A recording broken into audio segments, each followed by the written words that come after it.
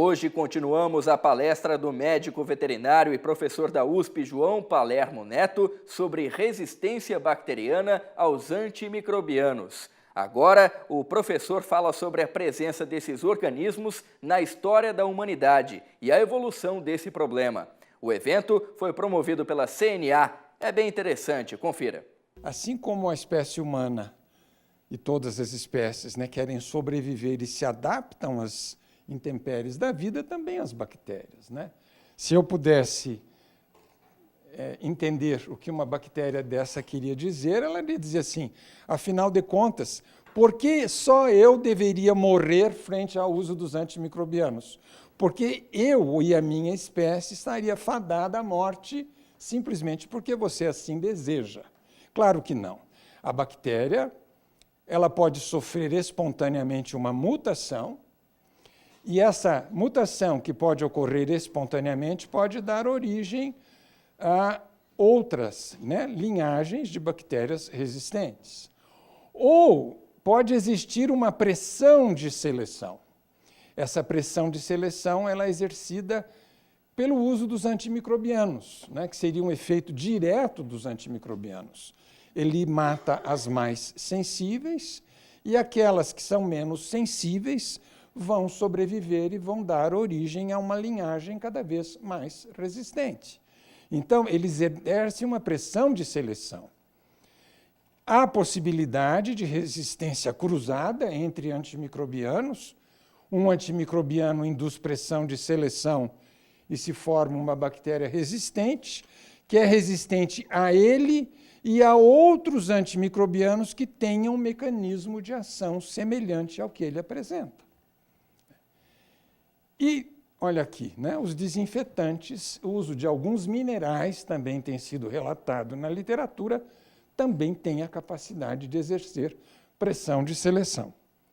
Essa pressão de seleção se torna importante porque há possibilidade de transferência vertical, ou seja, dentro da mesma linhagem, que vai se dividindo e vai gerando formas de resistência, ou, como nós vamos ver mais adiante, há a possibilidade de que o gene de resistência de uma bactéria passe horizontalmente para uma outra bactéria de uma outra linhagem, transferindo a resistência de uma bactéria de uma linhagem para outra bactéria de outra linhagem. Então, o problema todo que se discute hoje é isto aqui, é a possibilidade de transferência desses genes de resistência. Vamos desmistificar. A resistência bacteriana sempre existiu e sempre existirá. Por mais que se queira trabalhar, pode-se fazer uso prudente, deve-se fazer, mas vamos ver aqui, na linha de cima, existem as datas em que alguns antibióticos ou quimioterápicos foram sintetizados. E na linha de baixo, o momento em que o primeiro ou segundo trabalho foi publicado na literatura revelando a presença de bactérias resistentes. Só acompanhando as cores, as sulfas desenvolvidas entre os anos 30 e 40, entre 40 e 50 já existiam bactérias resistentes às sulfas. Penicilina, aqui por volta de 40 e poucos, em 45 já estavam resistentes. E assim vai para a tetraciclina, aqui, para a eritromicina, que demorou um pouco mais, para o cloranfenicol, aqui, para a streptomicina, aqui. Ou seja, alguns anos depois que se descobre um antimicrobiano, as bactérias nas quais ele atua, ele vai exercendo pressão de seleção e elas acabam ficando resistentes. Então, ela sempre existiu e sempre existirá. E o que é mais interessante é que alguns pesquisadores solicitaram autorização de alguns museus para que fizessem biópsias em múmias que viveram no Antigo Egito, por exemplo, em 3.200 anos antes de Cristo. Curiosamente, eles, com as técnicas modernas de ressonância, radiografia, descobriram que muitas dessas múmias pertenciam, ou eram pessoas que morreram de tuberculose, por deformações ósseas e por outros problemas indicativos, né? E por que eu trago isso aqui? Porque, curiosamente, estudando-se o material genético colhidos de algumas bactérias, Mycobacterium tuberculosis, né, extraído do interior dos ossos de algumas dessas bactérias, mostraram que elas apresentam genes de resistência a vários antimicrobianos que são usados hoje. Ou seja, 3.200 anos antes de Cristo, já existiam bactérias resistentes a antimicrobianos que surgiram muitos e muitos anos depois. Por quê? Porque eles são extraídos do solo, né, de fungos do solo. E, evidentemente, esses actinomicetos que produzem esses antimicrobianos, seguramente algumas dessas bactérias já se expunham a eles naquela época. Ou seja, nós temos que desmistificar. Não é o uso de antimicrobianos ou de antibióticos em medicina veterinária ou até mesmo em medicina humana que está causando o problema da resistência. A resistência sempre existiu, sempre existirá. Ela pode se tornar mais importante, ela pode se magnificar em função do mau uso dos antibióticos ou dos antimicrobianos, mas ela nunca, jamais, né, ela será contornada e deixará de existir. O que é resistência? Qual é o conceito? Resistência significa que uma bactéria ou micro-organismo é capaz de sobreviver e de crescer na presença de uma particular concentração de um antibiótico ou de um antimicrobiano. Vejam aqui o exemplo.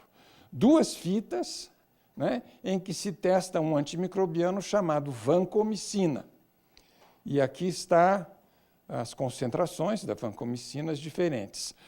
Se vocês olharem bem, vocês vão verificar que do lado em que existem bactérias sensíveis, quando você semeia bactérias em uma placa e coloca essa fita, né, se elas são sensíveis, elas não vão crescer nas proximidades de uma fita em que se colocou um antimicrobiano, porque ele se difunde da fita para a placa de Petri, onde está sendo cultivado. Vejam o que acontece do lado de cá. Do lado de cá, a mesma cepa bacteriana, ou outra cepa bacteriana, que foi semeada, o que aconteceu? A cepa cresceu e não, independente da presença, né, aqui, de concentrações diferenciadas de vancomicina. Ou seja, nós estamos do lado de cá, frente a uma cepa de bactérias sensíveis à vancomicina, cujo ponto de corte está mais ou menos por aqui. Do lado de cá, nós vamos ver uma cepa de bactérias que nós podemos chamar de resistentes à vancomicina, porque elas não foram inibidas pela presença do antibiótico. Vamos lembrar a vocês que a vancomicina tem resistência cruzada com a avoparcina. E foi a presença dessa resistência aqui que fez com que, de alguma forma, se proibisse o uso de avoparcina em medicina veterinária. Porque a vancomicina é um antibiótico humano chamado de segunda escolha. É usado nos hospitais quando todos aqueles chamados de primeira escolha falham. E eles vão, então, à vancomicina. E a presença de resistência indica que eles teriam ir para os antibióticos chamados de terceira escolha. E não existem antibióticos de quarta escolha. Ou seja, se ficarem resistentes aos de terceira escolha, não tem tratamento, a não ser que se sintetize uma outra molécula de antimicrobiano. Este é o problema. E o problema mais importante, porque quem é que apresentavam infecções por enterococos, né, que são algumas bactérias até indicativas, comensais do ser humano? São pacientes imunodeprimidos. Imunodeprimidos porque estão sendo tratados, por exemplo, de câncer, com quimioterapia, ou radioterapia, ou também os que têm HIV, né, que são soropositivos e que, portanto, têm queda de resistência pela presença do vírus da AIDS, né? Então, naquela ocasião em que tinha o surto de AIDS explodindo, e as pessoas estavam morrendo de diarreia por enterococos, quando se verificou que os enterococos estavam se tornando resistentes à vancomicina, imediatamente se proibiu o uso da avoparcina, se bem que, até hoje, nunca se estabeleceu uma relação direta entre esta resistência e o uso de avoparcina em medicina veterinária. Tem muitos países que nunca usaram avoparcina e que têm bactérias resistentes à vancomicina. Tem outros que sempre usaram a avoparcina e não tem presença de bactérias resistentes à vancomicina. Tudo indica que o erro maior estava sendo no uso incorreto e indevido da própria vancomicina. Então, este ponto é importante aqui, o ponto de corte que indica resistência, não é? É estabelecido internacionalmente através de um manual, um deles vem desse Clinical and Laboratory Standards Institute, que os senhores vão ver muitas vezes falados e simbolizados por essas letras, CLSI. Este manual, que a cada 6 meses ou 1 ano, ele é atualizado, ele traz os pontos de corte indicando qual é a resistência. Então, se ela morre ou impede o crescimento até aquele ponto de corte, ela é sensível. Se ela, em concentrações acima do ponto de corte, ela não é capaz de impedir o crescimento ou de matar, ela é resistente. Então, existe uma legislação internacional que permite separar o que é resistente do que não é resistente. Como se fazem esses testes, né? Esses testes podem ser fenotípicos, qualitativos ou quantitativos, como o que eu mostrei, por exemplo, uma placa de Petri, onde você tem discos embebidos de um antimicrobiano, você semeia o micro-organismo na placa, ele é sensível, não é? Quando se forma um halo de não crescimento em torno do disco, porque o antimicrobiano se difundiu e ele não cresceu. Por outro lado, se ele cresce e não se forma halo, é porque ele é resistente aos antimicrobianos que foram colocados nesses outros pontos. Então, este é um teste qualitativo. Ele pode ser feito também num tubo de ensaio com concentrações diferentes de bactérias, e aí ele pode ser importante porque você pode calcular qual é a concentração que afeta o micro-organismo. Calcular o que se chama de concentração inibitória mínima, ou SIM, né? Isto aqui é extremamente importante. O Ministério da Agricultura permite que você estude a eficácia de antimicrobianos comparando o SIM com parâmetros de farmacocinética do antimicrobiano. Então, é a concentração mínima que inibe o crescimento do antimicrobiano que você pode medir num teste de microdiluição. E existem hoje os mais modernos, genotípicos, que fazem diagnóstico molecular. Especificamente, eles já vão buscar se a bactéria codifica genes de resistência, né? Então, vocês têm aqui, por exemplo, neste exemplo, bactérias sensíveis que codificam genes de resistência, que ela não codifica genes de resistência, a bactéria resistente, onde esses genes não aparecem, de novo, bactérias sensíveis, e outras aqui, né, de sensibilidade intermediária, em que provavelmente elas estão se tornando resistentes, né? Esses testes genotípicos são usados em muitos países da Europa. Eu estive, alguns anos atrás, na Suécia, e se uma pessoa vai a um pronto-socorro lá, público, antes de receber um antimicrobiano, eles coletam o material, fazem o teste genotípico, verificam se a bactéria é resistente e 5, 6 horas depois, eles medicam o paciente com o antibiótico certo, sabendo ou não se aquela infecção é resistente ou não. Curiosamente, ano passado, ou no começo desse ano, acho que foi março, houve uma reunião em que vieram um grupo de pessoas da União Europeia conversar aqui no Brasil, foi num hotel aqui em Brasília, acho que você estava presente, e isto foi colocado lá, não é? E como se fosse absolutamente simples, transferir o que se faz na Suécia para a realidade brasileira. Pensem no Rio de Janeiro de hoje, não é? E veja se isso é possível. Não é? Por que a bactéria fica resistente?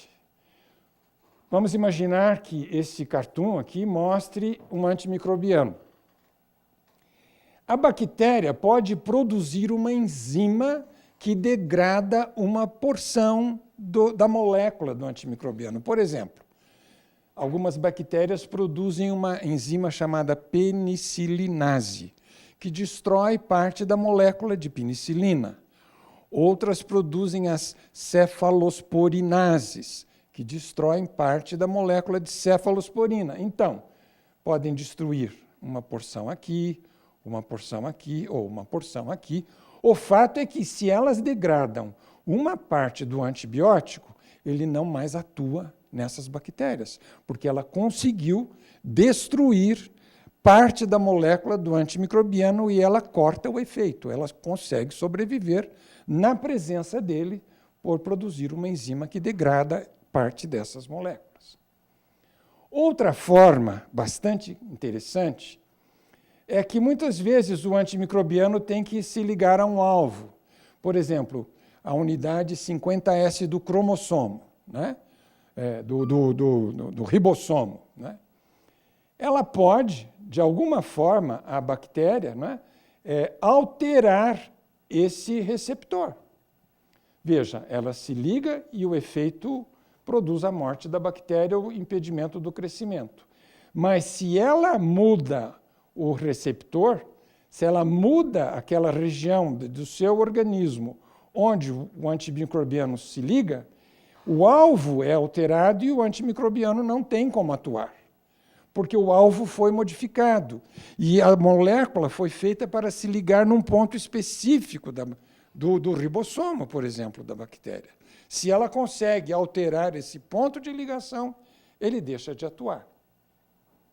Outro mecanismo é que muitos antimicrobianos, para atuar, eles têm que penetrar na bactéria e, penetrando na bactéria, eles vão exercer os seus efeitos. A bactéria pode criar um mecanismo chamado de extrusão. Assim que o antimicrobiano entra, ela joga ele para fora. E ela jogando, bombeando o antimicrobiano para fora, nas chamadas bombas de fluxo, ele não consegue se concentrar em seu interior e, evidentemente, jamais ele vai produzir o efeito. Então, ela pode selecionar uma cepa que tenham essas bombas de fluxo funcionante. E, finalmente, o último mecanismo também implica na penetração, que produz a lesão da membrana, por exemplo, né? E produz a morte da bactéria. A bactéria pode ter a capacidade de alterar a permeabilidade de sua membrana. Alterando a permeabilidade de sua membrana, por exemplo, produzindo outros sítios de glicopeptídeos, da membrana ou da parede celular, o antimicrobiano não tem condição de entrar e a bactéria sobrevive. Por incrível que pareça, são estes os 4 mecanismos usados pelas bactérias para escapar dos efeitos dos antimicrobianos. Não existem outros. São só esses 4. E fazem todo esse estrago que nós estamos discutindo. A resistência, e aqui também é um conceito importante, ela pode ser inata ou adquirida. Inata nasceu com a bactéria apresenta, por exemplo, bactérias gram-negativas têm resistência inata à penicilina, não são sensíveis à penicilina, porque não tem o alvo onde a penicilina atua, que é a parede celular. Então, elas têm resistência inata. Isto não é um problema clínico, porque se o médico ou o veterinário sabe que uma bactéria não é sensível a um antimicrobiano, ele prescreve outro. Você nunca vai usar um antibiótico gram-positivo para tratar uma bactéria gram-negativa. Não tem problema. O problema surge quando ela é adquirida. Quando a bactéria era sensível ao antimicrobiano e ela deixa de ser sensível. Ela adquire uma resistência através desses mecanismos que eu mostrei agora há pouco. Ela fica resistência. Essa resistência pode ser simples, se é só para um antimicrobiano, pode ser cruzada, se é entre um antimicrobiano e outro que tem a mesma estrutura química, ou ela pode ser múltipla. Ela desenvolve resistência a vários tipos de antimicrobianos, né? Nós temos algumas espécies de estafilococcus que são multiresistentes a 5, 6, 7, às vezes mais antimicrobianos. Como a resistência se desenvolve e como ela é adquirida? A bactéria pode incorporar genes de resistência que estão no meio, dentro do organismo, e esses genes de resistência podem entrar no seu material genético, no núcleo, né? Ou ele pode entrar numa estrutura que existe no citoplasma chamada plasmídio. Quando isto ocorre desta forma, esse mecanismo se chama transformação. Ela adquire genes de resistência de outras bactérias que morreram ou que estão ali, e esses genes estavam no meio em que elas estavam vivendo. Outra forma de adquirir resistência se chama transdução. Existem alguns vírus chamados bacteriófagos, que eles parasitam bactérias, eles se multiplicam no interior da bactéria usando o DNA da própria bactéria. Se este DNA apresenta um gene de resistência, ou se esse gene de resistência está num plasmídio, quando esse bacteriófago se multiplica, o que pode acontecer é que um gene de resistência entra na constituição de um bacteriófago. E quando ele vai parasitar uma outra célula, ele carrega o gene de resistência para outra célula. Então, quando a resistência é levada por bacteriófagos, ela se chama de transdução. Outro mecanismo, são 4, esse é o terceiro, é transposição.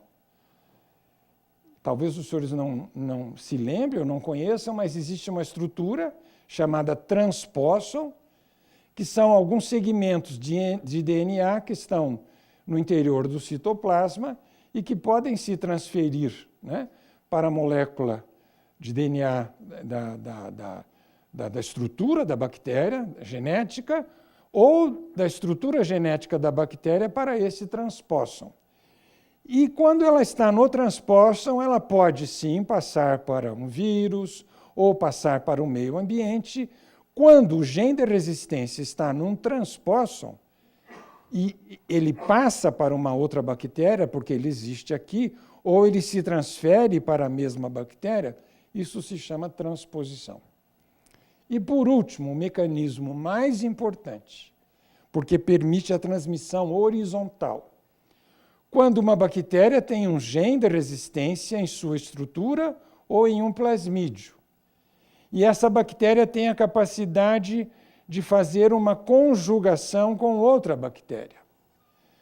Quando ela tem um fator F, né, que permite essa conjugação, o gene de resistência que estava em uma bactéria pode se transferir para outra bactéria.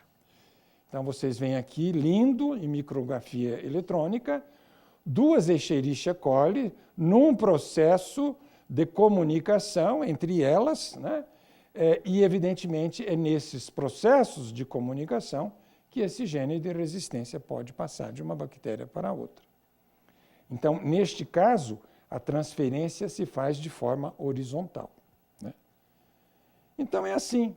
De modo geral, a resistência natural se faz por ausência de alvo, tem baixa afinidade pelo alvo, baixa permeabilidade ou mecanismo de fluxo, adquirida por mutação, por modificação do alvo e por adição de genes, todos os outros mecanismos que nós descrevemos de resistência. Isto aqui é importante. A resistência cromossômica, por mutação, ela tem uma alta estabilidade, mas ela produz um nível de resistência baixa. E a transferência é vertical. Mas ela é alta estabilidade, ou seja, uma vez que ocorre uma mutação, mesmo que se você retire o antimicrobiano ou antibiótico, vai demorar muito tempo para que a resistência desapareça. Ela permanece nas cepas que se formam. A plasmidial, conjugação ou transdução, a estabilidade é moderada, o nível de resistência é alto, mas ela, de modo geral, desaparece algum tempo depois, quando você muda o antimicrobiano, você deixa de usar por um certo tempo, elas voltam a se tornar sensíveis, né? E por transposição ela é alta, o nível de resistência é instável, né? Mas também aqui a estabilidade é alta. Exemplo de resistência, esse é um trabalho de um colega meu, suscetibilidade de E. coli à enrofloxacina, então aqui sensíveis, das cepas que ele testou, de sensibilidade intermediária, e 35,7% de resistente, né? Outro trabalho dele mostra para vários, né, quinolonas, né, e também para o florfenicol, presença de bactérias resistentes, né? E vocês vejam que para a ciprofloxacina, na cepa que ele analisou, chegou a 95% de presença de resistência. Esse trabalho de 2015.